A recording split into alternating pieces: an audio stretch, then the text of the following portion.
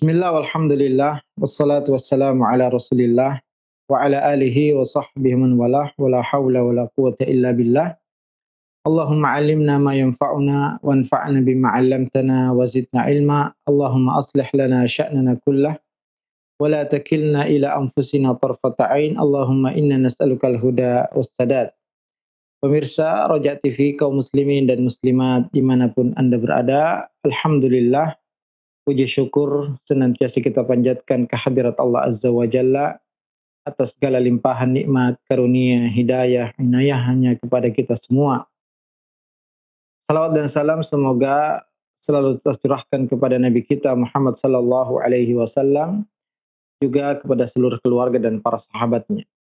Kita berbahagia sekali karena pada hari ini kita berada di hari ke-8 Dzulhijjah dan alhamdulillah Allah Subhanahu wa taala masih memberikan kita kesehatan, kekuatan dan kesempatan, dan tentunya salah satu amal soleh yang sangat dicintai oleh Allah Azza wa Jalla adalah menuntut ilmu dan menyebarkan ilmu. Kemudian pada besok hari kita akan memasuki hari ke-9 Dzulhijjah, hari Arafah, dan tentunya kita semua berdoa kepada Allah Azza wa Jalla semoga besok jemaah haji semua dimudahkan untuk melaksanakan wukuf di Arafah, dan kita juga yang tidak berangkat haji atau bagi yang tidak berangkat haji dimudahkan untuk bisa melaksanakan puasa Arafah yang menghapus dosa setahun yang lalu dan setahun yang akan datang. Kaum muslimin dan muslimat, pemirsa Roja dimanapun Anda berada, alhamdulillah kita akan melanjutkan kembali kajian rutin kita, pembahasan kitab Syarhus Sunnah yang ditulis oleh Imam Al-Barbahari rahimahullahu azza wa jalla, dan kita sudah sampai pada perkataan beliau rahimahullah, wa idza sami'ta ar-rajula yat'anu 'ala al-athar wa la yaqbaluha aw yunkiru syai'an min akhbari Rasulillah sallallahu alaihi wasallam fattahimhu 'ala al-islam fa innahu rajulun radi'ul madhhabi wal qaul wa la yut'anu 'ala Rasulillah sallallahu alaihi wasallam wa la 'ala ashabihi radhiyallahu anhum. Karena innama arafna rasulahu wa arafna al-Qur'ana wa arafna al-khaira wasyarra wad dunya wal akhirah bil athar.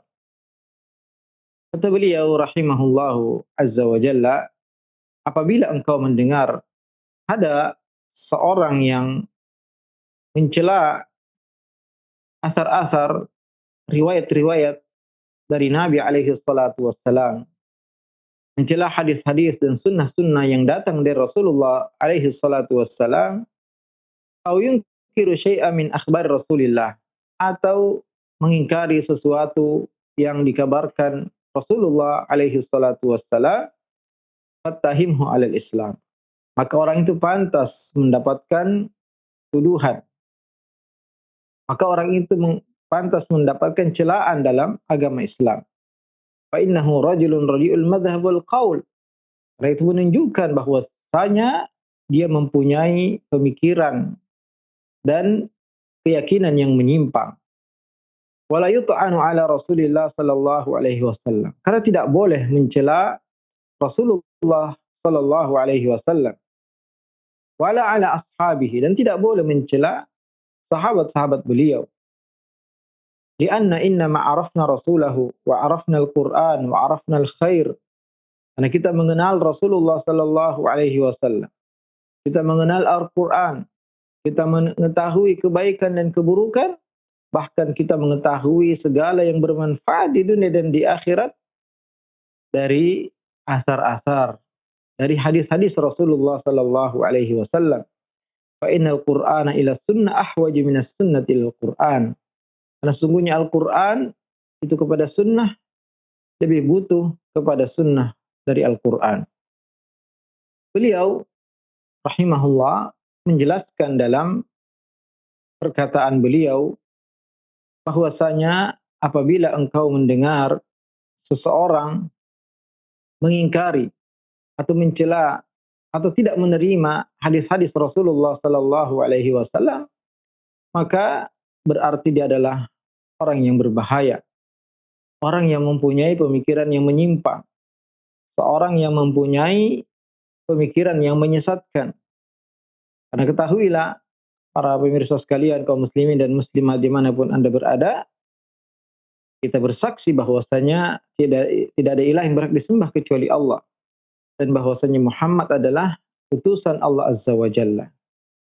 Dan di antara konsekuensi dari syahadat kita, persaksian kita, asyhadu anna Muhammadar Rasulullah, persaksian bahwasanya Muhammad adalah utusan Allah Azza wa Jalla, adalah tasdiquhu fima akhbar, membenarkan semua yang dikabarkan oleh Rasulullah sallallahu alaihi wasallam, wa ta'atuhu fima amar, dan mentaati apa yang ia perintahkan, wajtinabu ma naha anhu wa zajar, dan meninggalkan semua yang dilarang oleh Rasulullah alaihi salatu wassalam, wa alla yu'badallah illa bima syara', dan tidak beribadah kepada Allah kecuali sesuai dengan syariat Rasulullah alaihi salatu wassalam.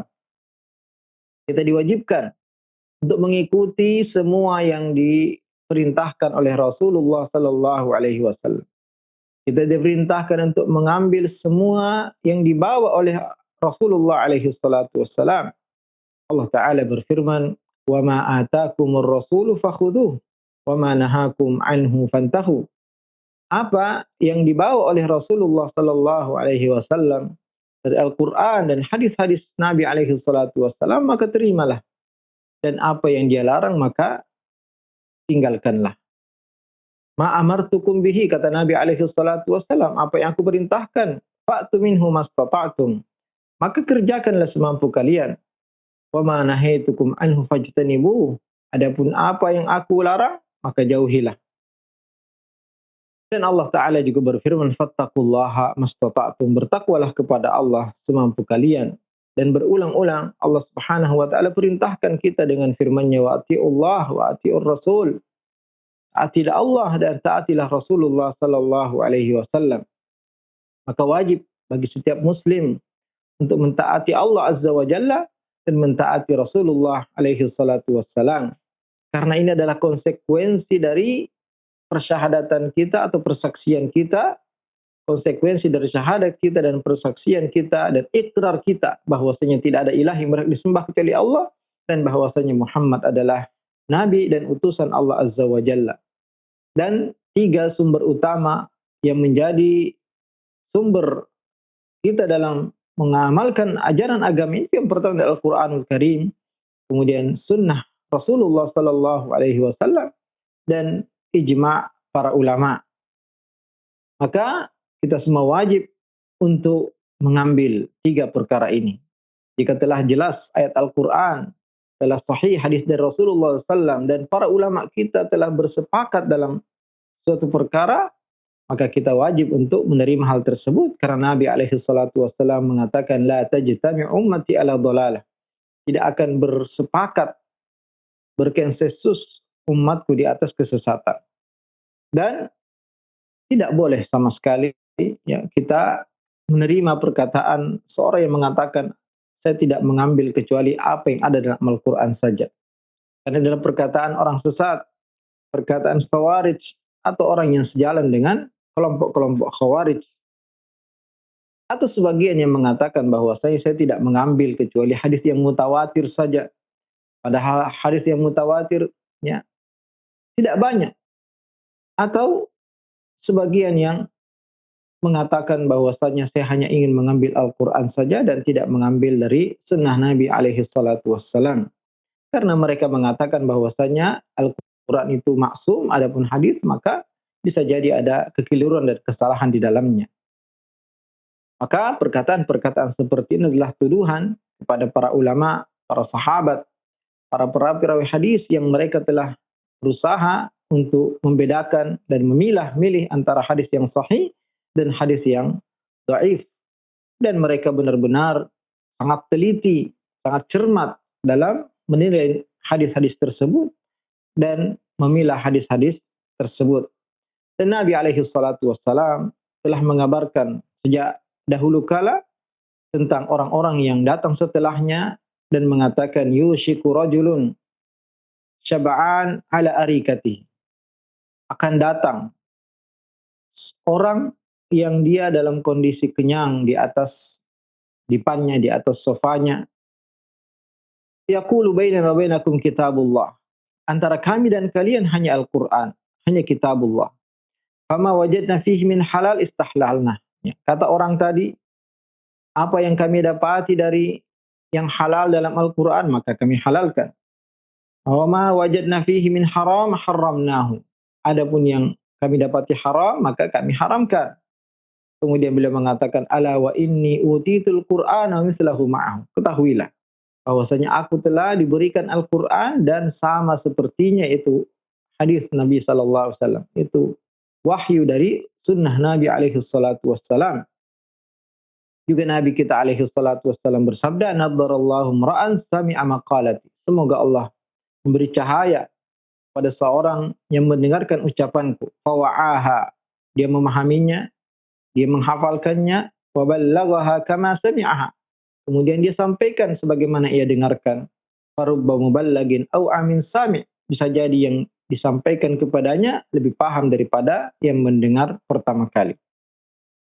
Ini semua menunjukkan bahwasanya Al-Qur'anul Karim bahwasanya sunnah Nabi alaihi salatu wasallam punya kedudukan yang sangat tinggi dalam Islam. Bahkan ia sebanding, sejajar dengan Al-Quran, karena Nabi alaihi salatu wasallam mengatakan, ala inni utitul Qur'an wa mithlahu ma'ahu. Aku diberikan Al-Quran dan sama sepertinya. Dan juga Allah Azza wa Jalla berfirman, wa ma yantiqu 'anil hawa in huwa illa wahyu yuha. Nabi alaihi salatu wasallam tidak berbicara dari hawa nafsunya. Apa yang dia ucapkan adalah wahyu yang diwahyukan oleh Allah Azza wa Jalla.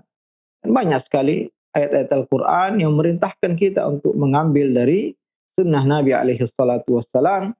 Juga Nabi alaihi salatu wassalam menyampaikan kepada umatnya, liyuballighish syahid minkumul ghaib. Hendaklah yang hadir menyampaikan kepada yang tidak hadir apa yang aku sampaikan.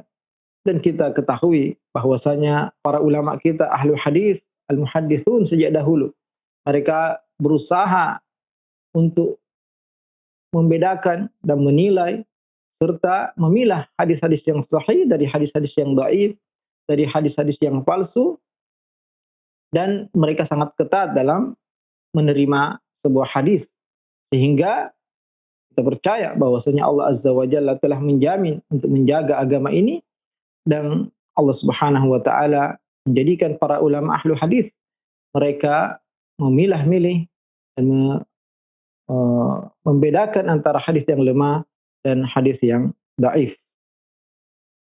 Maka tentunya ya kita kaum muslimin ya harus mengambil semua yang sahih dari kabar Nabi alaihi salatu wassalam.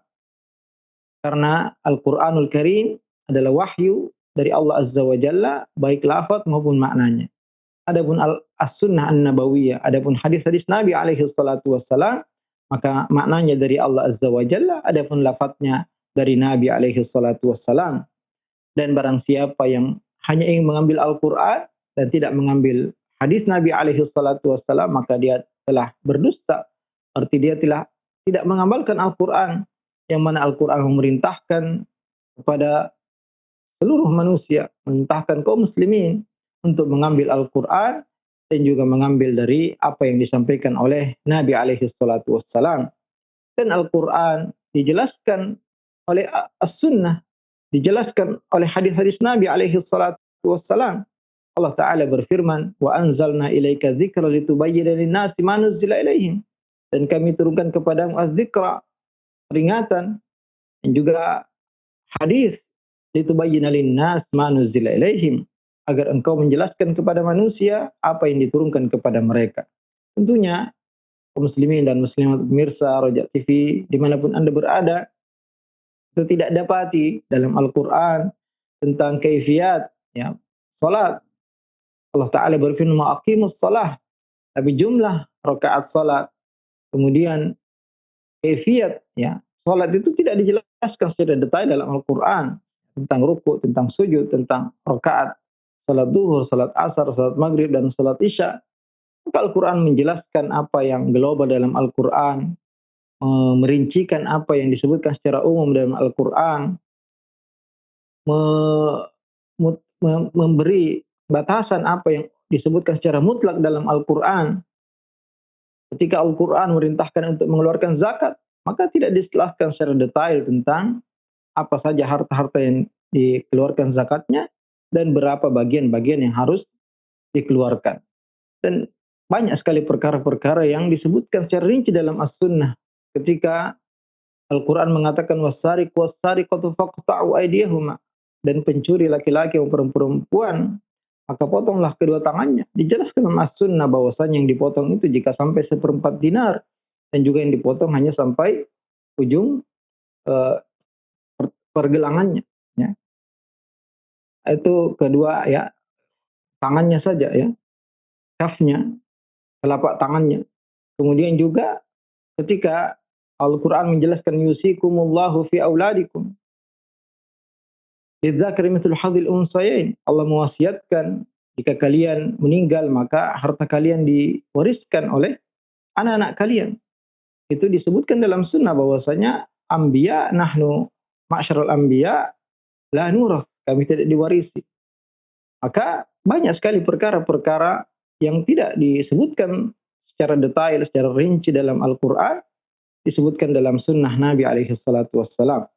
Juga tentang wanita-wanita yang diharamkan, di antaranya yang disebutkan dalam Al-Quran, wa anta jima'u bainal ukhtain, tidak boleh kalian menggabung antara dua wanita yang bersaudara, yang menjadikan istri dua wanita yang bersaudara.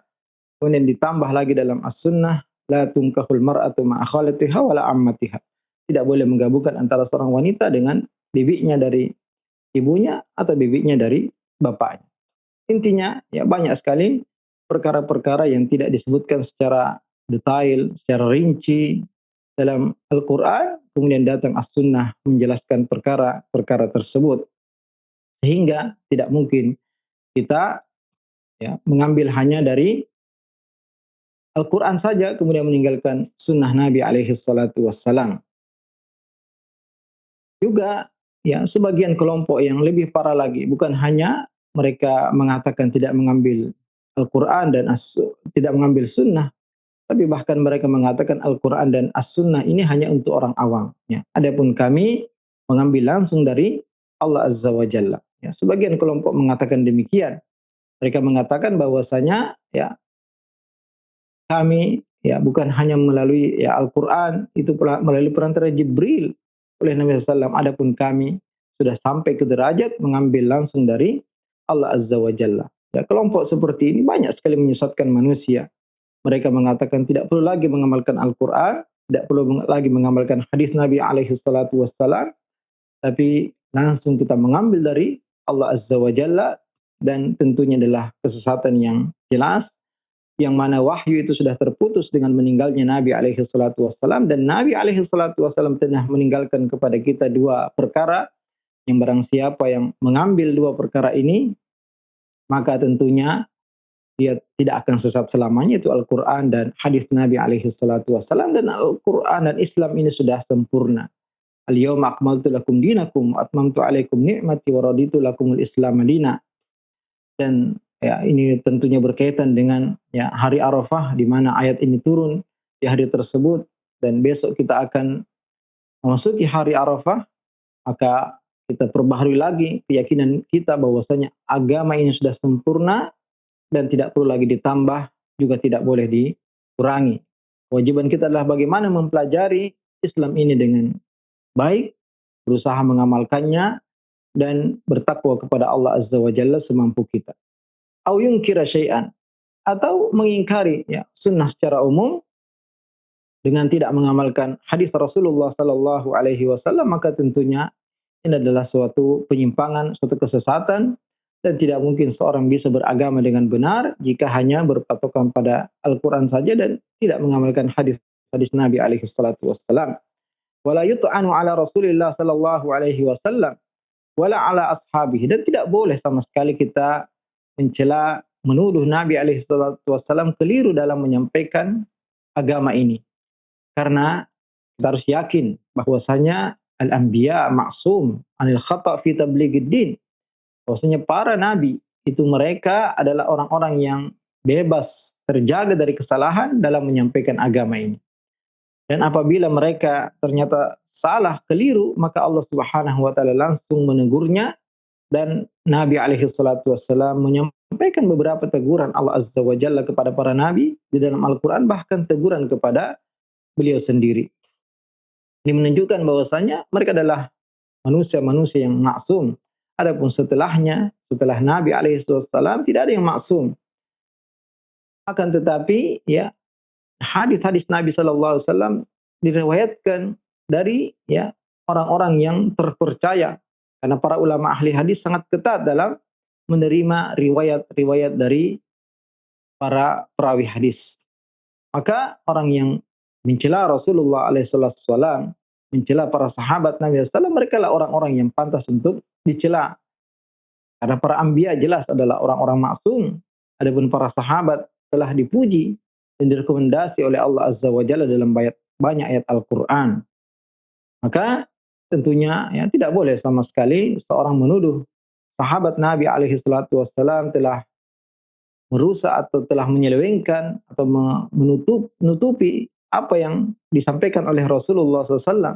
Nah, kita harus yakin bahwasanya seluruh sahabat adalah orang-orang yang adil, orang-orang yang terpercaya, dan tidak ada satupun di antara mereka yang mendusta. Dan Nabi alaihi wasallam sangat menegaskan tentang perkara ini. Beliau alaihi wasallam mengatakan, la tasubbu ashabi, janganlah kalian mencela sahabatku. Dan juga Nabi alaihi wasallam telah mengatakan, khairun nasi qarni, sebaik-baik manusia adalah para sahabatku. Itu orang-orang yang hidup di zamanku dan beriman kepadaku. La tasubbu ashabi, kata Nabi alaihi wasallam, jangan kalian mencela sahabatku. Walladzi nafsi biyadihi, dan demi zat yang jiwaku berada di tangannya. Lau anna ahadakum anfaqa mithla Uhudin dhahaba ma balagha mudda ahadihim wala nasifa. Seandainya salah seorang di antara kalian menginfakkan sebesar gunung Uhud emas, maka kalian tidak. Lau anfaqa ahadukum mithla Uhudin dhahaba. Seandainya salah seorang di antara kalian menginfakkan sebesar satu gunung emas, ma balagha mudda ahadihim wala nasifa. Tidak sebanding dengan infak mereka meskipun hanya satu mud atau setengahnya. Maka betapa besar kemuliaan para sahabat Nabi alaihi salatu wassalam, dan banyak sekali ayat-ayat Al-Quran yang menjelaskan tentang keutamaan mereka, yang menunjukkan bahwasanya mereka adalah orang-orang yang telah dipilih oleh Allah Azza wa Jalla sebagai sahabat-sahabat Nabi alaihi salatu wassalam. Di antaranya firman Allah Azza wa Jalla, was-sabiqunal awwaluna minal muhajirin wal ansar, dan orang-orang yang terdahulu masuk Islam baik dari kalangan muhajirin maupun ansar, walladzina taba'uhum bi ihsan, dan orang-orang yang mengikutinya dengan baik. Maka tentunya kita tidak mungkin menjadi muhajirin, tidak mungkin menjadi ansar, tapi kita bisa menjadi walladzina taba'uhum bi ihsan, dan orang-orang yang mengikuti mereka dengan baik, radhiyallahu anhum wa radu'an. Allah akan ridho kepada mereka dan mereka ridho kepada Allah. Inilah yang kita inginkan, inilah yang kita ingin capai, yaitu ridha Allah Azza wa Jalla. Wa a'adda lahum jannatin tajri tahtahal anhar, dan Allah siapkan bagi mereka surga-surga yang mengalir di bawahnya sungai-sungai, khalidina fiha abada, mereka kekal di sana selama-lamanya. Dzalikal fawzul azim, itulah kemenangan yang besar. Laqad radhiyallahu 'anil mu'minin, sungguh Allah telah ridha kepada kaum mukminin, idh yubayyi'unaka tahta syajarah, yaitu ketika mereka membaiatmu di bawah pohon, fa'alima ma fi qulubihim, dan Allah mengetahui isi hati mereka, fa anzala sakinata alaihim, maka Allah turunkan ketenangan kepada mereka, Allah turunkan ketenteraman kepada mereka, wa atsabahum fathan qariban, dan Allah memberikan mereka ganjaran dengan kemenangan yang dekat. Banyak sekali tentunya ya ayat-ayat yang menerangkan tentang keutamaan para sahabat, keutamaan para sahabat dari hadis-hadis Nabi alaihi salatu wassalam, yang menunjukkan kewajiban kita semua untuk memuliakan para sahabat, mengagungkan para sahabat Nabi alaihi salatu wassalam, dan mempercayai mereka dan apa yang dikabarkan oleh mereka. Lianna inna ma'arafna Allah, karena kita mengetahui tentang Allah Azza wa Jalla, wa arafna rasulah, kita mengenal tentang Rasulullah SAW, wa arafna al-Quran, kita bisa mengetahui Al-Quran, kita mengetahui Allah Azza wa Jalla, sifat-sifat Allah, hak-hak Allah Azza wa Jalla dari Nabi alaihi salatu wassalam. Kemudian bagaimana kita mengetahui apa yang disampaikan oleh Nabi? Tidak ada jalan kecuali dari jalan para sahabat, dari jalan sahabat Abu Bakar, Umar, Uthman, Ali, dari jalan Abu Hurairah, dari Abdullah bin Mas'ud, dari jalan Abdullah bin Umar.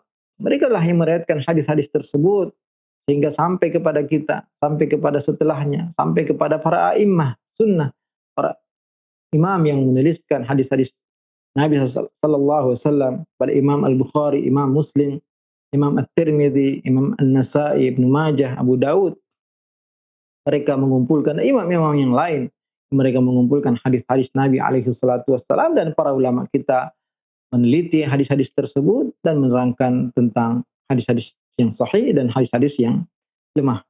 Fa innal Qur'ana ila sunnah ahwaju minas sunnati ilal Qur'an. Ya, yang dimaksud perkataan ini adalah bahwasanya Al-Qur'an itu menjelaskan dan menerangkan apa yang disebutkan di dalam sunnah, apa yang disebutkan dalam Al-Qur'an secara global. Kemudian juga banyak sekali ya keterangan-keterangan yang disebutkan dalam As-Sunnah yang belum disebutkan dalam Al-Qur'an, ya juga di antaranya tentang kaifiah ibadah haji yang saat ini kaum muslimin sedang melaksanakan ibadah haji. Allah berfirman, lillahi 'alan nasi hajjul baiti man istata'a ilaihi sabila.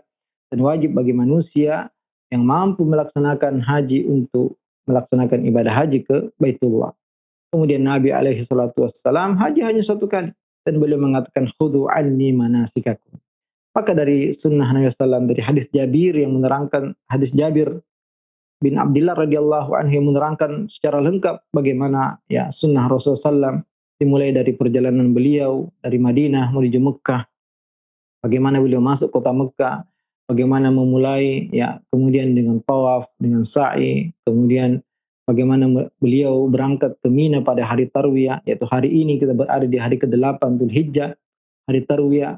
Kaum muslimin jamaah haji yang mengambil sunnah ini berangkat ke Mina, kemudian ihram dari tempat tinggalnya, kemudian tinggal di Mina, kemudian Nabi alaihi salatu wassalam salat 2 rakaat duhur, 2 rakaat asar, 2 rakaat isya, dan melaksanakan semua salat pada waktunya, tidak menjamaknya tapi mengqashar salat yang 4. Kemudian besoknya berangkat menuju Arafah, ya. Kemudian bagi apa yang beliau lakukan selama di Arafah, wukuf sampai maghrib, kemudian berjalan menuju Musdalifah, kemudian mabit di Musdalifah, kemudian mengumpulkan batu dan seterusnya dan seterusnya. Ini semua dijelaskan ya secara detail dalam sunnah Nabi alaihi salatu wassalam. Allah Ta'ala berfirman, laqad kana lakum fi Rasulillahi uswatun hasanah liman kana yarjullaha wal yawmal akhir wa dzakarallaha katsira.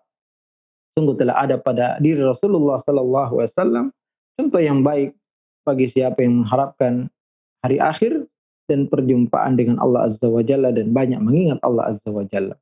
Maka pemirsa kaum muslimin dan muslimat, ya inilah yang menunjukkan bahwasanya kita wajib untuk mengikuti sunnah Nabi SAW sebagaimana kita wajib mengikuti Al-Quran.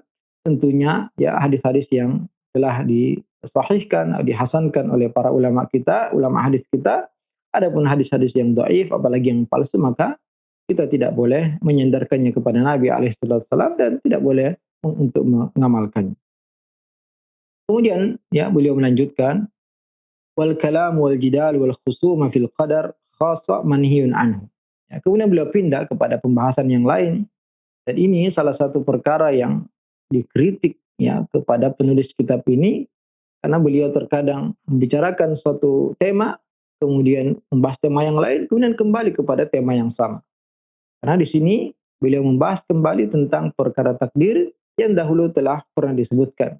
Namun sebagian pensyarah kitab ini mengatakan bahwasanya kalau sebelumnya dia berbicara tentang takdir secara umum, adapun dalam potongan perkataan beliau ini yaitu tentang larangan untuk banyak berbicara, banyak berdebat, banyak bertengkar tentang masalah takdir. Wal kalam wal jidal wal khusum fil qadar khassa manhiyun anhu. Berbicara, berdebat, berselisih dalam masalah takdir ini adalah perkara yang terlarang inda jami'il firaq, pada semua kelompok-kelompok. Li'annal qadar sirrullah. Karena takdir itu adalah rahasia Allah Azza wa Jalla.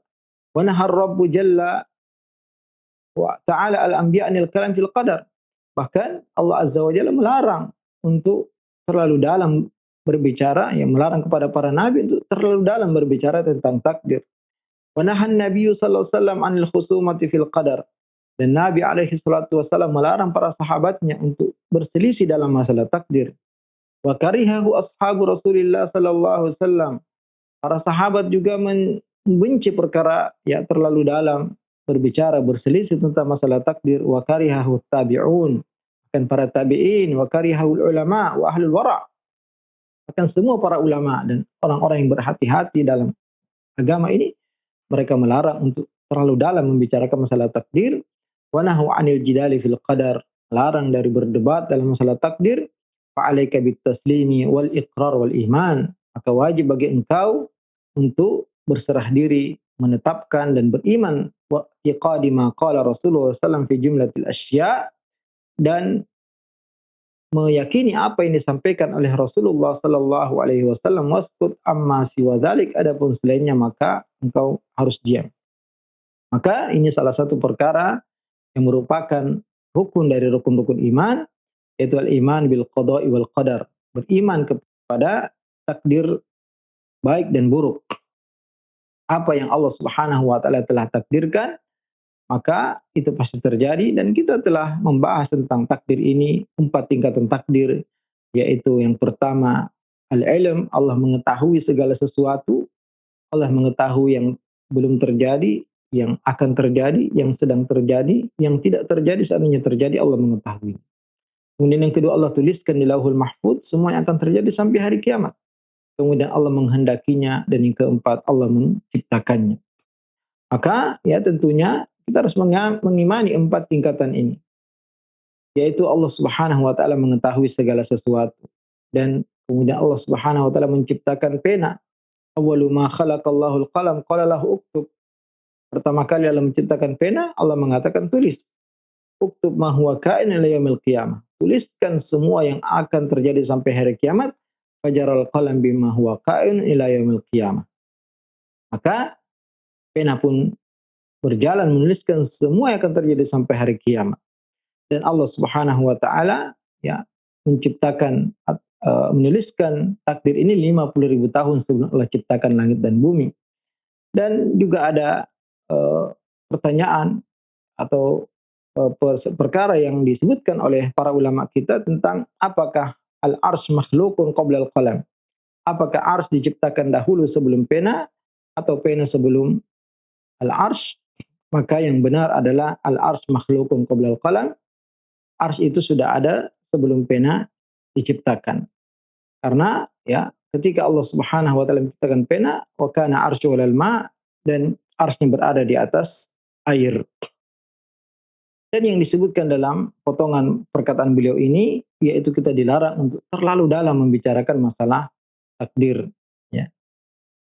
Sehingga mempertanyakan, ya kenapa Allah menciptakan ini, kenapa Allah melakukan ini, kenapa Allah demikian dan demikian, ini perkara yang dilarang dalam agama kita. Adapun menjelaskan atau membantah kesesatan-kesesatan kelompok yang tersesat dalam masalah takdir, membantah kesesatan qadariyah, membantah kesesatan jabariyah, maka ini bukan termasuk perkara yang dilarang.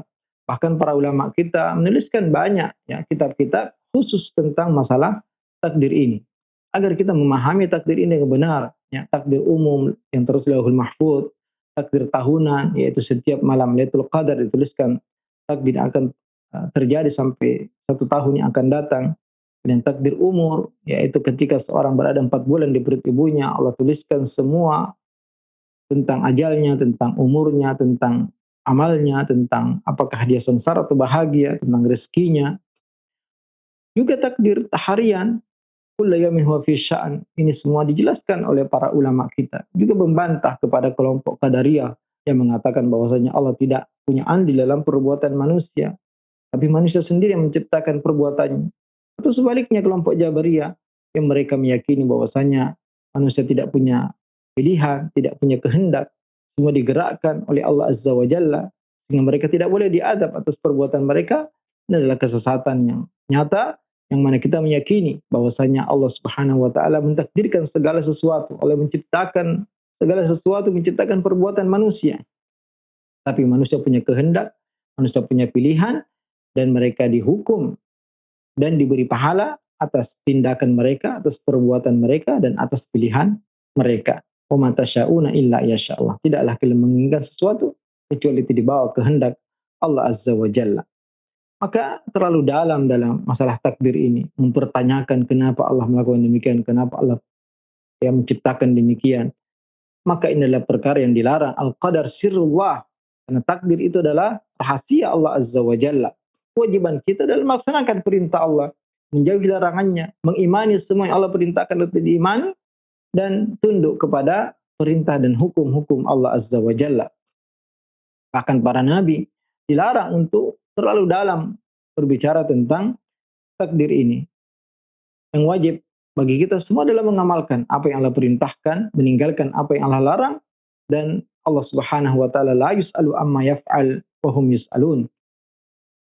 Allah tidak boleh ditanya apa yang Allah kerjakan, kita yang akan ditanya tentang apa yang kita kerjakan. Dan kita harus mengimani bahwasanya ma asabaka lam yakun yukhti'ak wa ma akhta'aka lam yakun yusibak.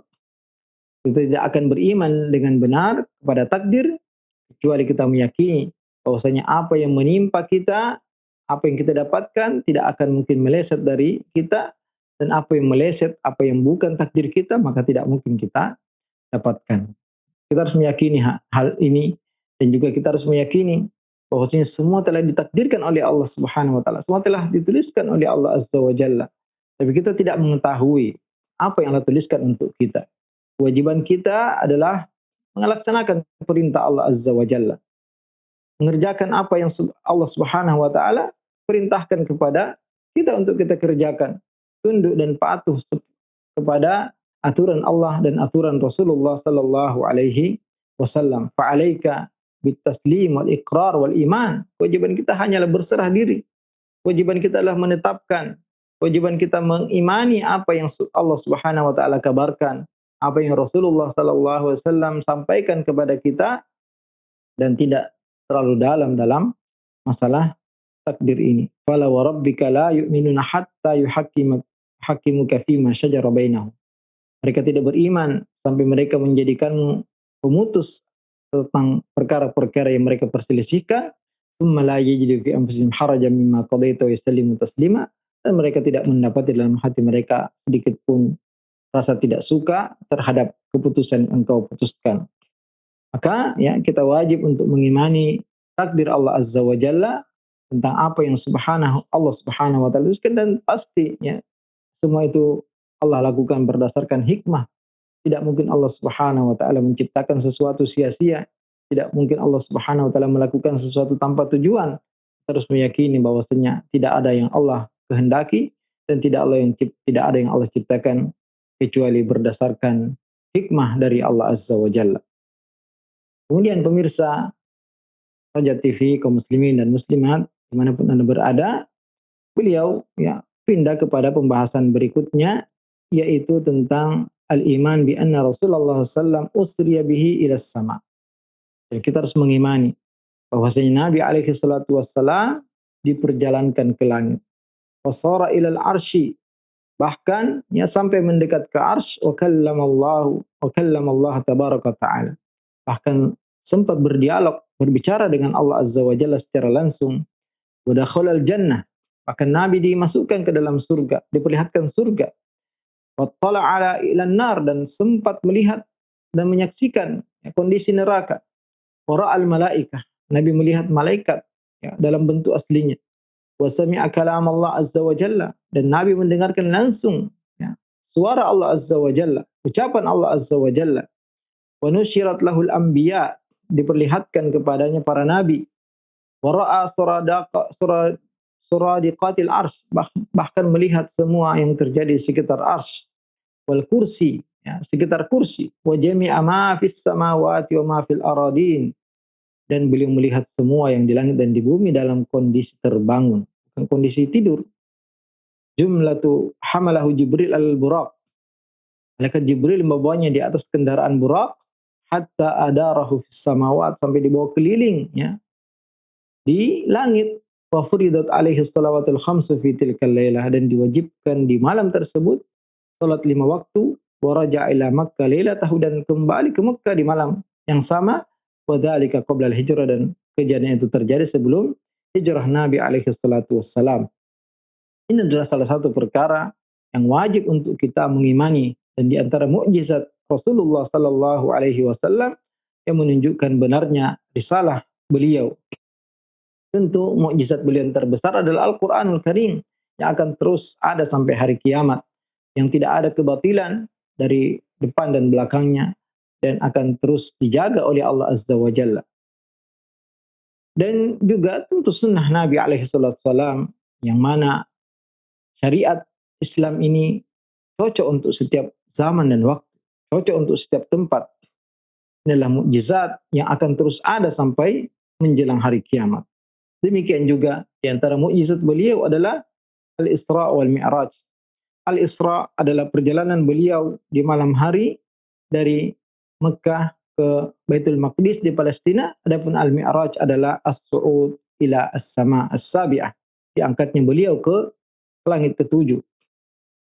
Dan ya tentunya ini adalah sesuatu yang uh, sangat luar biasa, kejadian luar biasa yang harus kita imani. Bagaimana Nabi alaihissalam diperjalankan dari kota Mekah ke Baitul Maqdis yang ketika itu dibutuhkan waktu berbulan-bulan.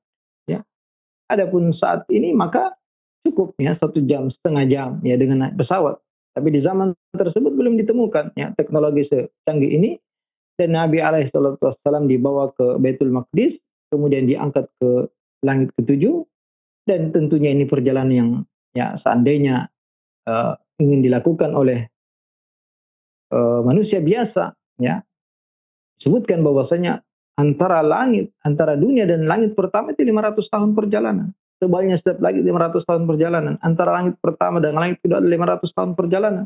Maka tentunya ya ini sangat perjalanan yang sangat panjang. Tapi Nabi alaihissalam ya dibawakan Jibril kendaraan Buraq yang mana ya satu langkah Buraq ini sepanjang mata memandang. Dan di sana di langit Nabi alaihissalam melampaui 7 langit dan sampai ke Sidratul Muntaha, suatu pohon yang sangat indah yang Nabi alaihissalam tidak mampu menggambarkan keindahan pohon tersebut. Kemudian di tempat tersebut dia mendengar suara Allah Azza wa Jalla dan diperintahkan salat 5 waktu, yang mana hal ini menunjukkan bahwasanya salat 5 waktu adalah perkara yang sangat penting, yang mana Allah Subhanahu wa taala memanggil langsung Rasulullah sallallahu alaihi wasallam kemudian mewajibkan perintah tersebut, yang mana syarat-syarat yang lain ya hanya melalui perantara Jibril alaihi salam. Dan di malam tersebut Rasulullah sallallahu alaihi wasallam diperlihatkan surga, diperlihatkan neraka dan juga bertemu dengan ruh-ruh para anbiya. Dan ini semua menunjukkan kemuliaan dan keagungan Nabi kita alaihi salatu wassalam. Dan di malam yang sama Rasulullah sallallahu alaihi wasallam dikembalikan ke dunia. Dan kita harus meyakini bahwasanya kejadian tersebut ya benar-benar dilakukan oleh Nabi sallam dengan badannya dan dengan ruhnya. Karena firman Allah Azza wa Jalla subhanalladzi asra bi 'abdihi lailan minal masjidil haram ilal masjidil aqsa alladzi barakna haulahu linuriyahu min ayatina, menunjukkan bahwasanya perjalanan tersebut ya bi 'abdihi bukan ruhnya saja, bukan badannya saja, tapi ruh dan badannya dalam kondisi terbangun. Dan juga Allah Subhanahu wa taala berfirman laqad ra'a min ayatihil kubra. Sungguh Nabi min ayati rabbihil kubra. Dan sungguh Nabi alaihi salatu wassalam telah melihat tanda-tanda kebesaran kekuasaan Allah Azza wa Jalla. Itu dalam ayat lain linuriyahu min ayatin, agar kami perlihatkan kepada dia, kepada beliau, kepada Nabi kita alaihi salatu wassalam tanda-tanda kebesaran Allah Azza wa Jalla. Wa dakhala al-jannah wa tala'a 'ila an-nar. Dan Nabi alaihissalam diperlihatkan surga, sempat melihat surga, sempat menengok ke neraka dan menyaksikan dahsyatnya api neraka, yang mana ya waliyadzubillah sebagian orang-orang saat ini menjadikan bahan candaan. Padahal ya seandainya neraka benar-benar diperlihatkan kepada seorang, maka dia tidak akan bisa tidur dan dia terus beribadah kepada Allah karena takut kepada neraka. Wara'a al-malaika. Nabi alaihissalam melihat Jibril dalam bentuk aslinya yang punya 600 sayap, yang satu sayapnya telah menutup ufuk. Dan juga Nabi alaihissalam bertemu dengan para nabi di malam tersebut, bahkan melihat segala kejadian-kejadian yang ada di sekitar arsy, di sekitar kursi, yang menunjukkan Nabi alaihissalam melihat perkara-perkara yang sangat besar perkara-perkara yang sangat menakjubkan wa jami'a wa jami'a ma fis samawati fil yaqdah. Bahkan diperlihatkan semua yang ada di langit dalam kondisi terbangun. Wa furidat alaihi as-salawatul khams fi tilkal lailah, dan juga diperlihat dan diwajibkan di malam itu salat 5 waktu yang menunjukkan pentingnya perkara salat ini. Maka wajib bagi kita untuk selalu benar-benar menjaga salat 5 waktu yang tentunya juga mempunyai keutamaan yang sangat besar. Barang siapa yang salat 5 waktu maka seakan-akan dia mandi 5 kali sehari. Di depan rumahnya ada danau, ada sungai yang jika dia mandi 5 kali sehari tidak tersisa sedikit pun dari dosa-dosanya.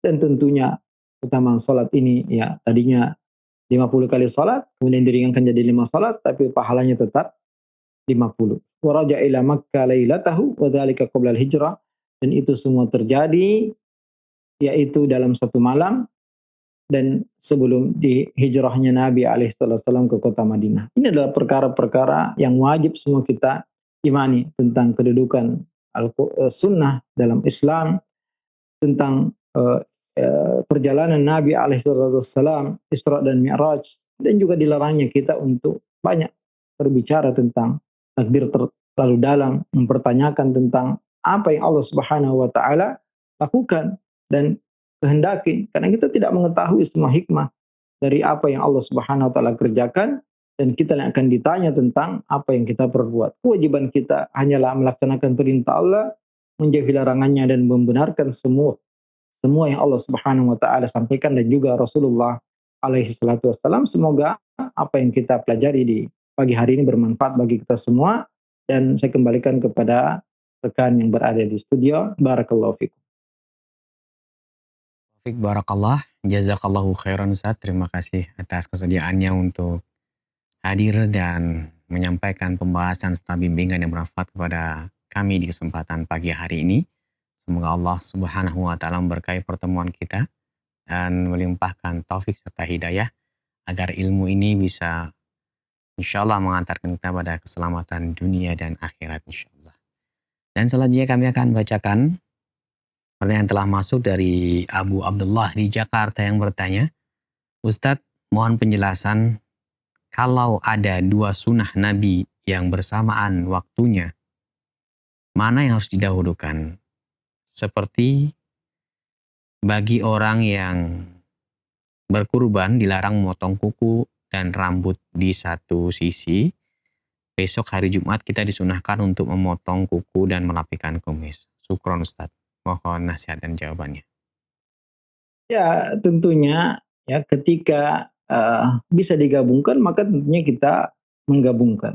Seperti contohnya ketika kita masuk masjid, maka kita dilarang untuk duduk sebelum kita tahiyatul masjid. Idza dakhala ahadukum masjid fala yajlis hatta yusalli raka'atain. Tapi ketika kita ingin masuk masjid dan kita ingin salat duha atau ingin salat rawatib, maka niat itu otomatis tergabungkan. Juga ketika ya di hari-hari 10 hari pertama ini kita dianjurkan untuk berpuasa Senin dan Kamis ya secara sepanjang tahun, juga dianjurkan untuk memperbanyak amal soleh di hari-hari ini, maka kita gabungkan antara puasa keutamaan 10 hari pertama dengan puasa Senin Kamis. Tapi ketika ya sesuatu tidak bisa digabungkan antara eh, memotong kuku, mencukur kumis, di antara adab-adab fitrah, dan ini bukan hanya pada hari Jumat, tapi kapan itu sudah panjang dan tidak lebih dari 40 hari, maka kita diperintahkan untuk memotong dan mencukurnya. Tapi ketika ada larangan dan ini hanya ya terbatas kepada orang yang ingin menyembelih kurban saja. Dan kita perlu tahu di antara hikmahnya yang disebutkan oleh para ulama kita agar kita mengikuti ya sebagian dari rangkaian ibadah haji, yang mana bagi kita kaum muslimin yang tidak berangkat haji, maka kita pun seperti ya mirip dengan kondisi orang berihram yang tidak boleh motong kuku, mencukur rambut sampai ya hewan kurban kita disembelih ya. Ini adalah ya, perkara yang hanya terbatas sebentar, maka kita tunda. Ya, kita tunda uh, mencukur rambut kita, memotong kuku kita, dan mencukur rambut yang lain yang butuh kita potong, karena ini ya khusus kata Nabi sallallahu alaihi wasallam, "Idza dakhalal ashr Apabila telah masuk 10 pertama di bulan Dzulhijjah wa arada ahadukum an yudhi, dan salah seorang di antara kalian ingin menyembelih, fa liyumsik an sya'rihi wa adfarihi. Maka hendaklah dia tidak mengambil dari rambutnya dan juga dari kukunya. Ini sangat terbatas. Maka tentunya ketika kita melaksanakan sunnah ini, kita mendapatkan pahala. Dan kalau kita melanggarnya, maka kita mendapatkan dosa. Ini tetap bisa kita menggabungkan antara memotong kuku, mencukur rambut, nanti setelah ya dipotong hewan kurban di hari Jumat. Karena apalagi ya, nanti Idul Adha jatuh pada hari Jumat, dan lebih afdol kalau kita menyembelih hewan kurban kita di hari pertama. Ya meskipun menyembelih itu boleh sampai hari ke-13, sampai ya sebelum terbenam matahari di hari ke-13 Dzulhijjah, dan setelah hewan kita disembelih, maka baru boleh kita memotong kuku dan mencukur rambut, dan ini khusus bagi yang berkurban. Adapun keluarganya, istrinya, anak-anaknya maka tidak terkena larangan ini. Barakallahu fikum. Baik, barakallah Ustaz. Jazakallahu khairan. Terima kasih Ustaz atas jawaban dan nasihat yang telah disampaikan. Semoga menambah ilmu yang bertanya, khususnya dan kita semua yang menyimak pada kesempatan kali ini. Berikut kami hadirkan kembali pertanyaan dari pesan singkat dari Umu Rizki di Cibubur yang bertanya, mohon penjelasannya Ustaz tentang puasa tarawiyah, karena banyak yang melakukannya. Jazakumullahu khairan Ustaz. Silahkan. Ya, ketahuilah para pemirsa Roja TV, kaum muslimin dan muslimat dimanapun Anda berada, ya. Nabi alaihissalam sebagaimana diriwayatkan dari istri-istri beliau, kana yasumu tis'a dzulhijjah wa yauma asyura wa thalatha ayyam min kulli syahr. Ya, hadis ini dihasilkan oleh Syekh Albani rahimahullah. Dahulu Rasulullah sallallahu alaihi wasallam biasa berpuasa 9 hari pertama di bulan Dzulhijjah, puasa Asyura, dan 3 hari setiap bulan. Inilah yang sahih dari amalan puasa di 9 hari pertama di bulan Dzulhijjah ini. Jadi ya, adapun tentang puasa tarwiyah secara khusus, maka saya tidak mengetahui ada dalil yang sahih yang mengkhususkan tentang keutamaan puasa hari tarwiyah. Tapi ya puasa dari tanggal 1, 2, 3, 4, 5, 6, 7, 8, dan yang paling ditekankan hari 9, ini semua dibolehkan dan termasuk amal soleh yang dianjurkan untuk dikerjakan di hari-hari ini.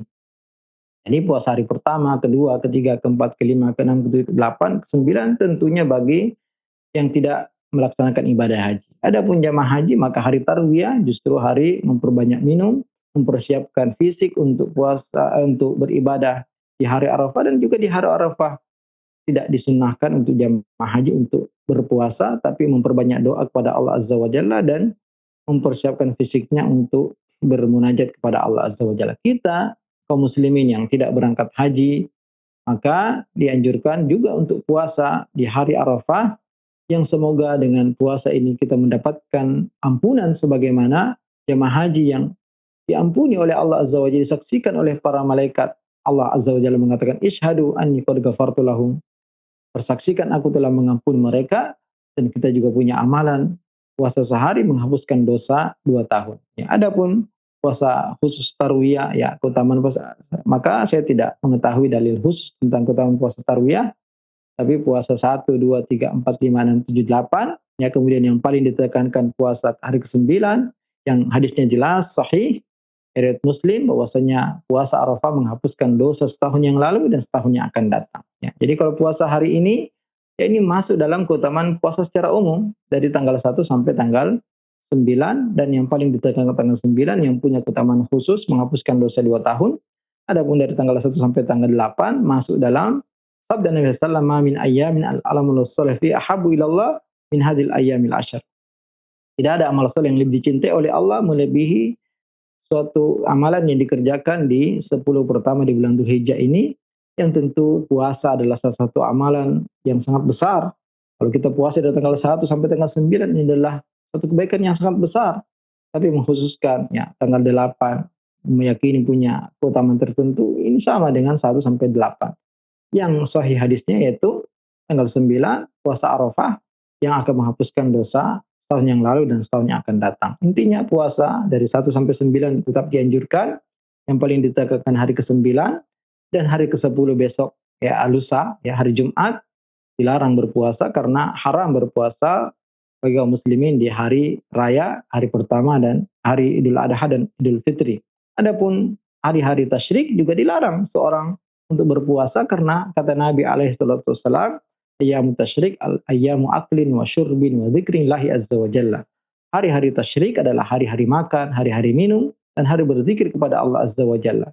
Hanya dikecualikan bagi jamaah haji yang tidak mampu membeli hadiu untuk berpuasa di hari-hari tersebut karena untuk ya mengganti hadiu yang tidak dia sembelih.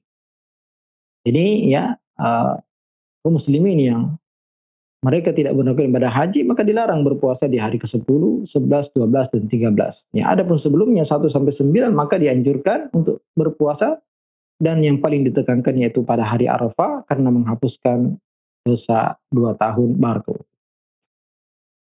Baik Ustaz, sebelum kami akhiri, mohon Ustaz memberikan ihtitam di pertemuan kita ini. Fadhal.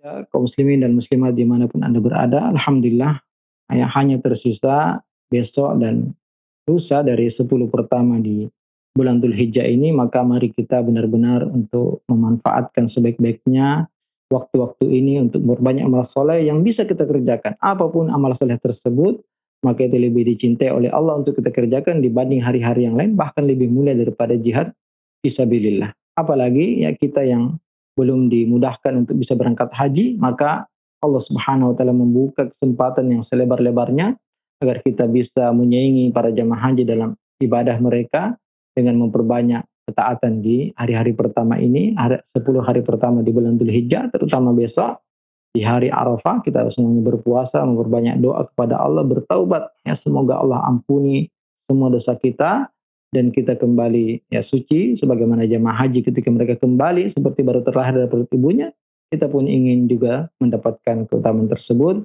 Barakallahu fikum, jazakumullah khaira. Assalamualaikum warahmatullahi wabarakatuh.